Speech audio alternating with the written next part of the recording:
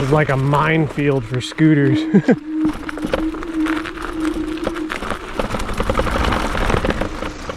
So I can no longer in good conscience call these machines scooters. If anyone else has a better technical name for a standing two-wheel vehicle capable of hurtling you into an early grave, let me know down in the comments. Welcome back, riders. Today we're taking a look at the Eagle One Pro from Varla. Unfortunately, I found a bit of confusion with how Varla named this scooter. Calling it the Eagle One Pro, I just naturally assumed it was a heavy-duty upgraded version of the Eagle. But had I known a month ago what I know now, I would have instead chosen to test their Eagle One version 2. And Varla, really, come on, the Eagle One version 2, would it have killed you to just call it the Eagle 2? After having a closer look and seeing other reviews, it appears that the Eagle version 2 is a proper upgrade of the Eagle 1, so if you like that scooter's riding dynamics, then you would be on the right path. But unfortunately, the Pro rides nothing like the Eagle at all, and in fact, in my opinion, is actually an upgrade of the Pegasus, just, on steroids. Like a lot of steroids. Even with its stock tires, the original Eagle was a blast to take off-road and could easily be upgraded to knobbies, though I never really found much of a reason to because its performance was fine without them. However, placing wider tires with the same tread pattern on a scooter with more power, the Pro would just slide out on wet grass and loose gravel, giving it worse performance off-road. In this steep off-road hill test, the Eagle One with its narrower tires was able to dig in and just barely climb the hill.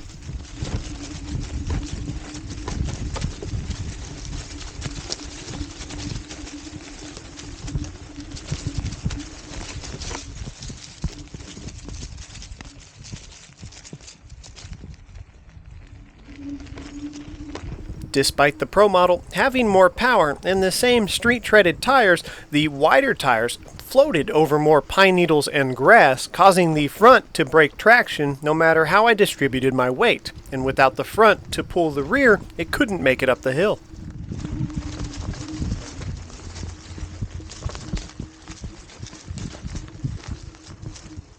Well, that's interesting. A set of knobby wide tires on the Pro would certainly help it out in these off-road situations, but I couldn't find that option on their website. In contrast, the Pro model handles asphalt better than the Eagle. Its wider tires gives it better stability in fast, straight lines and locks in better during turns. It feels more forgiving, a lot like the Pegasus. One aspect about the tires on the Pro that is an upgrade over both models is not only are they pneumatic, they're also tubeless, which will make punctures easier to repair and easier to prevent with tire slime. Moving over to suspension, this is where I was really surprised and kind of let down. The Pro model has larger, more robust suspension than the Eagle One, but does not handle nearly as well off-road. It doesn't have that smooth, floaty, some may say bouncy feel that the original Eagle had, and in some situations that might not have been ideal, but for off-road it made the rides much more bearable and pleasant. The Pro model, unfortunately, its suspension is stiffer and doesn't seem to have as much travel, so you really feel every bump and jitter. Now, thankfully, the tubeless tires on the Pro will allow you to safely run lower PSI than the tube tires on the original Eagle. I tried this and it only helped a little bit. In fact, the suspension system is so different between these two models that even on asphalt, I prefer the Eagle One because in my area the roads are pretty bad. The Pro model really shines on smooth streets. The Pro, a lot like the Pegasus, has included an internal steering dampener, which I'll admit, on-road use really does aid in its stability and gives you confidence to go faster than you probably should, but unfortunately does absolutely no favors in off-road situations, making it feel really sluggish to maneuver around tight obstacles and difficult to take advantage of the two-wheel drive system.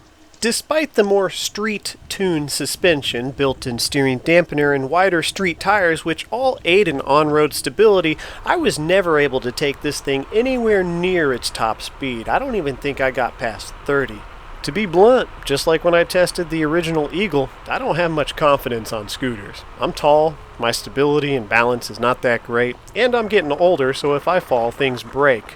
The original Eagle noted to be a heavy scooter, but manageable. The Pro model really makes you grunt and work to get it up a couple of steps or in the back of a vehicle. The grips they used on the original Eagle were comfortable, and although they weren't lock-on, I never had an issue with them rotating.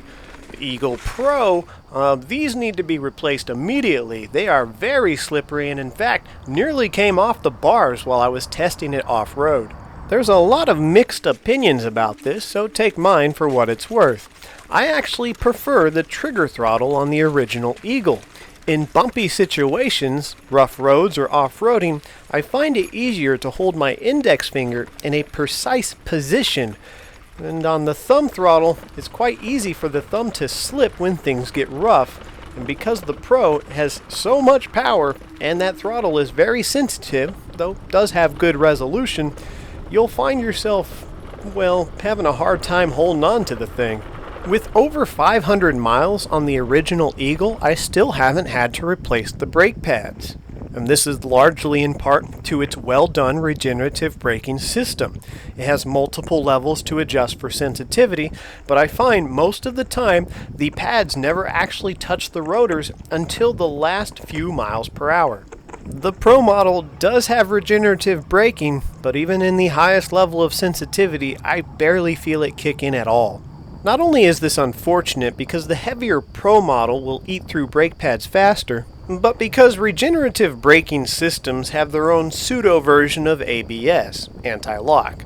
It's not perfect, and you can certainly get them to break traction on loose terrain, but on smooth streets, it's very difficult to lock up the tires when the regenerative brake is working. So this saves your brakes, and possibly you, in a lot of situations. Admittedly, a lot of riders who push their scooters hard will turn this feature off, and I can understand why. They want all of their split-second braking decisions to be done completely through the levers without adding an extra element. But for relaxed riding and commuters, I enjoy the regenerative braking. On the Eagle 1, I found it to be reliable and predictable. But on the Pro, it's lackluster and disappointing. So by now it's pretty clear that for my riding conditions I prefer the original Eagle 1. However, that is where all the benefits end. In every other way, the Pro model is a better scooter. The larger capacity battery gives it more range. The higher voltage gives it more torque and a higher top speed. The higher ground clearance helps with clearing curbs, speed bumps, and other obstacles, although it won't do much off-road, but it also allowed them to give it a longer deck, which gives you more room for people with big feet. I have big feet, I appreciate that. They went with a rubberized grip on the deck, as opposed to grip tape on the older model. I'm impartial to this. The rubberized grip does give it a more premium feel, holds my feet just fine, but my girlfriend's cats love to shred these things, so I'll probably be replacing it with grip tape eventually, whether I want to or not. Ridiculous. I gotta do this. Otherwise, those little devils just completely tear this up. They've upgraded the heads-up display. You get a much more usable display on the Pro version than the original Eagle. Both models have a cruise control option. It is not on by default, which is good, and if you do decide to use it, make sure you make a very strong mental note that you've activated it, because forgetting that it's on when you let go of the throttle is a lot less forgiving on a scooter than it is on a bicycle. The stem on the Pro version is one of the biggest improvements they've made on any of their scooters. Not only is the locking mechanism very robust and strong, with an added safety pin, but is by far the easiest and fastest to fold and unfold that I've seen on anything. And although I didn't have many complaints with the original design because I wasn't folding these up very often, it is a nice upgrade. On that note, if you decide to store either one of these scooters for an extended period of time, say a few weeks or a couple of months, I would recommend not storing it in the folded position due to the hydraulic brakes. This could have just been a fluke with mine, but when I pulled the Eagle 1 out of storage in the folded position, I no longer had working brakes. Apparently, the air from the top of the reservoir had made its way through the lines, and was taking a very long time to get back up to the top. I ended up just bleeding the brakes to be done with it, and they started working just fine. They've increased the thickness of the stem on the Pro and raised it a few inches, which is nice because the original Eagle was just a little too short for me. Although that never stopped me from riding it, the Pro is certainly a better fit. Build quality of the original Eagle 1 has certainly given me no complaints. Nothing has broken on this scooter over the years despite riding in some rather rough conditions, which gives me even more confidence for the Pro, considering everywhere I look on this I see more metal and a stronger build. I'll certainly never complain about improved lighting systems on these electric scooters, but there's not a whole heck of a lot they can do with the height and limited space.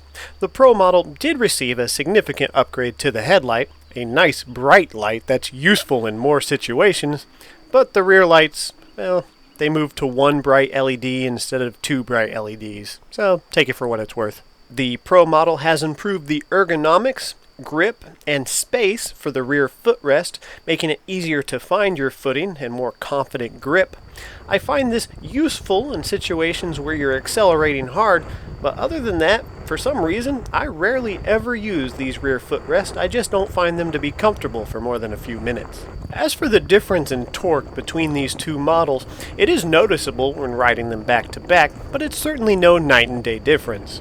They're both using similarly spec'd dual 1000 watt motors, although the Pro model does have a higher peak rating. Contributing factors to the Pro model having stronger felt torque and a higher top speed, the original Eagle had 25 amp controllers, the Pro has 30 amp sine wave controllers, and the original had a 52 volt battery. The Pro uses a 60. Now those sine wave controllers are a nice upgrade because they run smoother and quieter. Now where you'll really notice this is at lower speeds, where most of you probably don't care, but my dog can't run forever. At about 5 miles an hour, the original Eagle didn't like to go that slow and would make some rough noises in the motors. But the Pro stays smooth no matter how slow you're going. It's really nice. It also gives you more punch right off the throttle. When they upgraded the display on the Pro model, they gave it NFC key cards. These are nice, convenient, fast to use, and do give the scooter a more premium feel, but I personally prefer the old keyed ignition system on the original Eagle, and here's why. The keyed ignition system on the original Eagle completely isolated the electronics from the battery when it was removed, which means parasitic drain was very low, allowing you to store the scooter for extended periods of time without worrying about the battery dropping to a critically low voltage.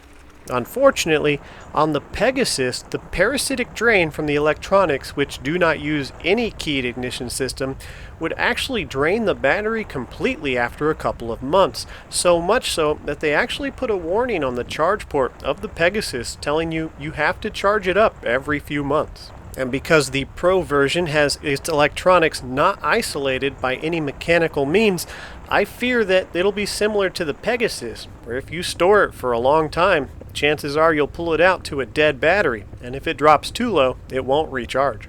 On electric bikes, this isn't a big deal because when you're storing an e-bike, it's easy enough to remove the battery, isolating it from the bike. Unfortunately, on scooters, removing the battery is quite an involved process. And just a reminder, the battery on these things is the single most expensive component if you have to replace it. They also introduced a limited steering angle on the Pro, so you can't spin the bars around all the way. Personally, I think this is a good thing. I don't think this hinders my capabilities to take it off-road, as I'm never turning quite that sharp. And if the scooter was to go down in a crash, it won't spin around and snap any cables, so thumbs up for that.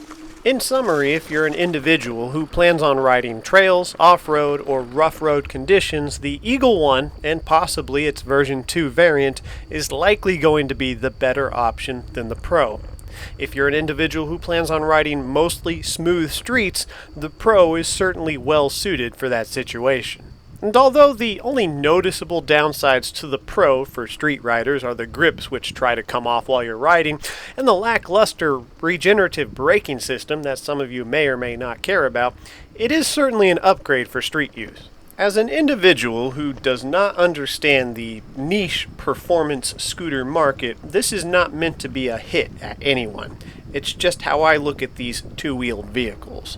And personally, for me, this much power performance and top speed is wasted on a vehicle like this. I can't justify riding this 40 miles an hour down the street near traffic, or 40 miles an hour anywhere for that matter.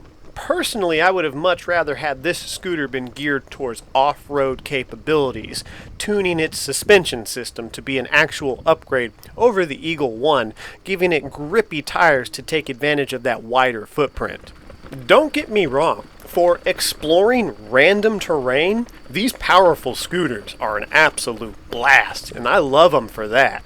I just don't like riding them on the street, so the off-road variants are the way to go in my opinion, which is why I personally like the original Eagle 1 more than the Pro, more than the Pegasus.